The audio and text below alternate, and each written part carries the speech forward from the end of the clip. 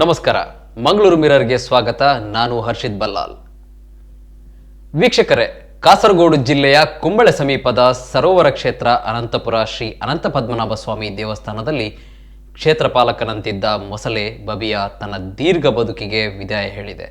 ಕಾಸರಗೋಡು ಅನಂತಪುರ ಸರೋವರ ಕ್ಷೇತ್ರದ ಅಚ್ಚರಿ ಈ ಬಬಿಯಾ. ಬನ್ನಿ ಈ ಬಗ್ಗೆ ಹೆಚ್ಚಿನ ಮಾಹಿತಿ ತಿಳಿದುಕೊಳ್ಳೋಣ.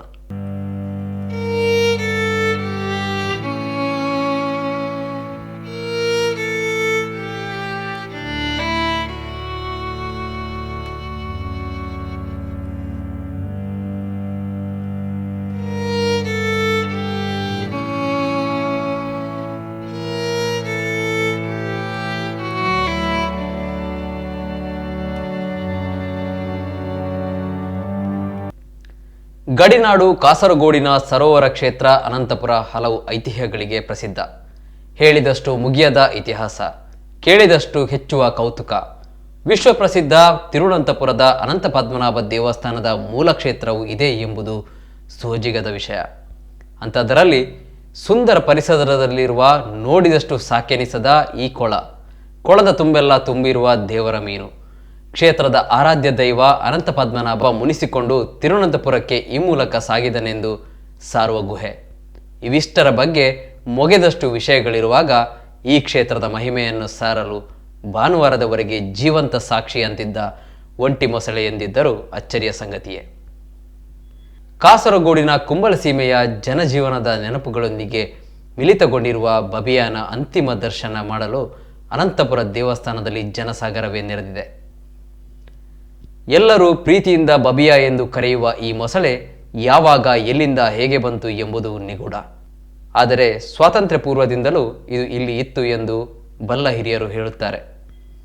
ಈಗ ಇಲ್ಲಿದ್ದುದು ಎರಡನೇ ಮೊಸಳೆಯಂತೆ. ಇದರ ಪ್ರಾಯವೇ 65ರಿಂದ 70ರ ಮೇಲಾಗಿರಬಹುದು ಎಂದು ಅಂದಾಜಿಸಲಾಗಿದೆ. ಸಾಮಾನ್ಯವಾಗಿ ಮಾಂಸಾಹಾರಿ ಮೊಸಳೆ ಆಹಾರ ದೊರೆಯದಾಗ ಎದುರು ಸಿಕ್ಕ ಪ್ರಾಣಿಯ ಮೇಲೆ ಸಹಜವಾಗಿಯೇ ದಾಳಿ ನಡೆಸುತ್ತದೆ. ಆದರೆ ಇಲ್ಲಿಯವರೆಗೂ ದೇವರ ಮೊಸಳೆ ಯಾರ ಮೇಲೂ ಈವರೆಗೂ ದಾಳಿ ನಡೆಸಿದ ಉದಾಹರಣೆ ಇಲ್ಲ. ತಿನ್ನುತ್ತಿದ್ದದಂತೂ ದೇವಸ್ಥಾನದ ಅರ್ಚಕರು ನೀಡಿದ ಪ್ರಸಾದವನ್ನಷ್ಟೇ. ಅದು ಅಲ್ಲದೆ ದೇವಸ್ಥಾನದ ಕೊಳದಲ್ಲಿ ಒಂಟಿಯಾಗಿ ಹೀಗೆ ಜೀವಿಸಲು ಸಾಧ್ಯವೇ ಎಂಬ ಪ್ರಶ್ನೆಗೆ ವಿಜ್ಞಾನದಲ್ಲಿ ಉತ್ತರವಿಲ್ಲ. ಬಬಿಯಾ ಬಗ್ಗೆ ಹಲವು ದಂತಕಥೆಗಳಿವೆ. ಅವುಗಳಲ್ಲಿ ಒಂದು ಹಿಂದಿನ ಮೊಸಳೆಯ ಬಗ್ಗೆ. ದೇವಸ್ಥಾನದ ಕೊಳದಲ್ಲಿ ಓಡಾಡುವ ಈ ಮೊಸಳೆ ಕೊಳದ ಉತ್ತರ ಭಾಗದಲ್ಲಿ 2 ಗುಹೆಗಳಲ್ಲಿ ವಿಶ್ರಾಂತಿ ತೆಗೆದುಕೊಳ್ಳುತ್ತದೆ. ಮಧ್ಯಾಹ್ನದ ಪೂಜೆ ವೇಳೆ ಅರ್ಚಕರಿಂದ ಅನ್ನ ನೈವೇದ್ಯ ಪ್ರಸಾದ ಸ್ವೀಕರಿಸಿ ಹೋಗುತ್ತಿದ್ದ ಈ ಮೊಸಳೆ ಕೊಳದ ಅವಿಭಾಜ್ಯ ಅಂಗವಾಗಿತ್ತು. ಬಬಿಯಾ ಎಂದು ಕೂಗಿದೊಡನೆ ಸರ್ರನೆ ಬಂದು ಯಾರಾದರೂ ಆಹಾರ ನೀಡಿದರೆ ಸಂತೋಷದಿಂದ ಸ್ವೀಕಾರ ಮಾಡಿ ತೆರಳುತ್ತದೆ. ಎಷ್ಟೋ ಮಂದಿ ಅದಕ್ಕೆ ಕೈಯಾರೆ ತಿನ್ನಿಸಿದ್ದಿದೆ. ಈ ವಿಷಯಗಳನ್ನು ಹೇಗೋ ಕೇಳಿ ತಿಳಿದ ಬ್ರಿಟಿಷ್ ಸೈನಿಕರು ಇದನ್ನು ತಮಾಷೆಯಾಗಿ ಪರಿಗಣಿಸಿ ಪರೀಕ್ಷಿಸಲು ಬಂದರಂತೆ. ಬಂದವರು ಬಬಿಯಾ ಎಂದು ಕರೆದಾಗ ಅದು ಸಹಜವಾಗಿಯೇ ಕೊಳದ ಮೇಲೆ ಬಂತು. ಈ ಸಂದರ್ಭ ಅದರಲ್ಲೊಬ್ಬ ಸೈನಿಕ ತನ್ನ ಬಂದೂಕಿನಿಂದ ಅದರ ಹಣೆಗೆ ಗುರಿಯಿಟ್ಟು ಗುಂಡು ಹಾರಿಸಿದ. ಆ ಮೊಸಳೆ ಸತ್ತಿತು. ಆದರೆ ಸೈನಿಕ ಬಂದೂಕಿನ ಗುಂಡಿ ಅದುಮಿ ತೆಗೆಯುವಷ್ಟರಲ್ಲಿ ದೇವಸ್ಥಾನದ ಪರಿಸರದಲ್ಲಿರುವ ಅಶ್ವತ್ಥ ಮರದಿಂದ ವಿಷಜಂತುವೊಂದು ಆತನ ಮೈ ಮೇಲೆ ಹಾರಿ ಘಾಸಿಗೊಳಿಸಿತಂತೆ. ಆತ ಆಸ್ಪತ್ರೆ ದಾರಿಯಲ್ಲೇ ಸಾವನ್ನಪ್ಪಿದ. ದೇವರ ಮೊಸಳೆ ಎಂಬ ನಂಬಿಕೆ ದೇವಸ್ಥಾನದ ಭಕ್ತರಲ್ಲಿ ಬಲವಾಗಿ ಇದ್ದುದರಿಂದ ಮನುಷ್ಯನಿಗೆ ಮಾಡುವಂತೆ ಮೊಸಳೆಗೂ ಸಂಸ್ಕಾರ ಮಾಡಿದರು. ಈ ಬಗ್ಗೆ ಸ್ಪಷ್ಟ ನೆನಪುಗಳನ್ನು ಹೊಂದಿರುವ ಹಿರಿಯರು ಪರಿಸರದಲ್ಲಿ ಇದ್ದಾರೆ. ಜನಮನದಲ್ಲಿ ನೆಲೆಸಿದ್ದ ಮೊಸಳೆ ತೀರಿಕೊಂಡಾಗ ಭಕ್ತರು ಬಹಳ ಬೇಸರಿಸಿಕೊಂಡಿದ್ದು ಈ ಶೋಕ ಹೆಚ್ಚು ದಿನ ಉಳಿಯಲಿಲ್ಲ. ಕೆಲವೇ ಸಮಯದಲ್ಲಿ ಈ ನೋವು ಮರೆಸಲೆಂಬಂತೆ ಹಿಂದಿನ ಮೊಸಳೆ ಜಾಗಕ್ಕೆ ಮತ್ತೊಂದು ಮೊಸಳೆ ಕಾಣಿಸಿಕೊಂಡಿತು. ಭಕ್ತರು ಅದನ್ನು ಬಬಿಯಾ ಎಂದೇ ಕರೆದರು. ಹಿಂದಿನ ಮೊಸಳೆ ಬಬಿಯಾ ಎಂದು ಕರೆದೊಡನೆ ಬರುತ್ತಿದ್ದರೆ ಈಗಿದ್ದ ಮೊಸಳೆ ಸುಖ ಸುಮ್ಮನೆ ಕಾಣಿಸಿಕೊಳ್ಳುತ್ತಿರಲಿಲ್ಲ. ಒಂದು ಬಾರಿ ಮಾನವನಿಂದ ಆಗಿರುವ ಮೋಸವೇ ಇದಕ್ಕೆ ಕಾರಣ ಎಂಬುದು ಭಕ್ತರ ಅಂಬೋಣ. ದೇವಸ್ಥಾನದ ಆರಾಧ್ಯ ದೈವ ಅನಂತ ಪದ್ಮನಾಭನ ದರ್ಶನದೊಂದಿಗೆ ಜನ ಇದರ ದರ್ಶನಕ್ಕೂ ಕಾತುರದಿಂದ ಕಾಯುತ್ತಿದ್ದರು. ತನಗೆ ಮನಸ್ಸಾದರೆ ಮಾತ್ರ ಕಾಣಿಸಿಕೊಳ್ಳುವ ಬಬಿಯಾ ಬಹಳ ಅದೃಷ್ಟವೆಂಬ ನಂಬಿಕೆ ಇಲ್ಲಿಯ ಜನರಲ್ಲಿದೆ. ಬಬಿಯಾ ಎದುರು ಸಿಕ್ಕಾಗ ಇಷ್ಟಗಳನ್ನು ಬೇಡಿಕೊಂಡರೆ ಸಿದ್ಧಿಸುತ್ತದೆ ಎಂಬ ಹರಕೆ ಹೊತ್ತುಕೊಂಡವರಿದ್ದಾರೆ. ಮೊಸಳೆ ಎಂದರೆ ಸಹಜವಾಗಿಯೇ ಜನರಿಗೆ ಭಯ ಇದ್ದೇ ಇರುತ್ತದೆ. ಆದರೆ ಇಲ್ಲಿ ಮಾತ್ರ ಅದಕ್ಕೆ ತದ್ವಿರುದ್ಧ. ದೇವಸ್ಥಾನದ ಪರಿಸರದಲ್ಲಿ ವಾಸಿಸುವವರಿಗೆ ಇದು ಓಡಾಡುವಾಗ ಎದುರು ಸಿಗುವುದುಂಟು.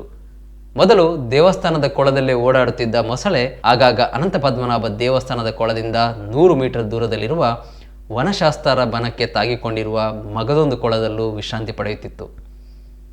ರಾತ್ರಿ ಹೊತ್ತು 2 ಕೊಳಗಳ ನಡುವಿನ ಅಂತರದಲ್ಲಿ ತೆವಳಿಕೊಂಡೇ ಸಾಗುವುದು ಇದರ ದಿನಚರಿಯಲ್ಲೊಂದಾಗಿತ್ತು. ಇದರ ಹಾದಿಯಲ್ಲಿ ದನಕರುಗಳು ಮಲಗಿಕೊಂಡೇ ಇದ್ದರೂ ಸಮಸ್ಯೆ ಎದುರಾಗಿಲ್ಲ. ವಿಶ್ರಾಂತಿ ತೆಗೆದುಕೊಳ್ಳಲೆಂದು ಕೊಳದ ಮೇಲೆ ಬಂದು ಆಗಾಗ ಮಲಗುವುದಿತ್ತು. ಅದೃಷ್ಟವಿದ್ದರೆ ಸದ್ದು ಮಾಡದೆ ನೋಡಿ ಹೋಗಬಹುದು. ಸದ್ದು ಗದ್ದಲ ಮಾಡಿ ಅದಕ್ಕೆ ಕಿರಿಕಿರಿ ಉಂಟಾಯಿತೆಂದರೆ ಒಡನೆಯೇ ನೀರಿಗೆ ಹಾರುತ್ತಿತ್ತು. ಇಂತಿಪ್ಪ ಬಬಿಯ ಈಗಿಲ್ಲ.